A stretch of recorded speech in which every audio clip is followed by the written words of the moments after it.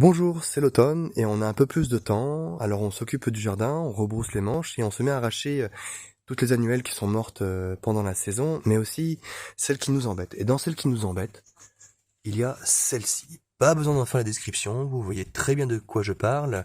On la retrouve assez facilement à l'interstice de nos murs et sur les chapeaux de nos murs. Alors, qui est-elle? Certains l'appellent la valériane, mais c'est pas tout à fait exact. En fait, elle a été déclassée de ce genre-là, du genre des valérianes, pour devenir la 130. La 130 rouge ou blanche, selon la couleur de la fleur qu'elle va nous faire.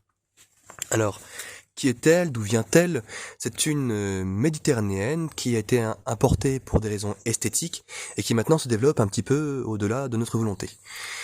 Alors pourquoi et comment? C'est que en fait c'est une plante qui est xérophyte.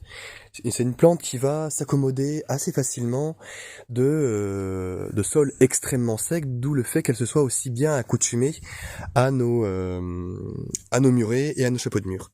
Et donc elle va nous faire une racine, là, comme celle-ci, qui est vraiment énorme, qui est très épaisse, qui est pivotante, qui va s'épaissir et va pouvoir déceler les pierres de nos murs. Regardez, elle a un tout petit poquet de feuilles, ça s'explique très bien parce qu'on passe notre temps à essayer de l'arracher sans en avoir les feuilles. Donc elle va puiser dans ses réserves et refaire un petit poquet de feuilles.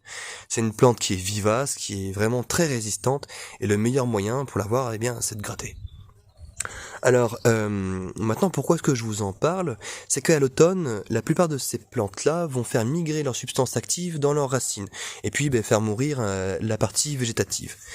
Et avec cette plante-là, particulièrement, on va avoir des principes actifs qui sont assez intéressants pour notre santé.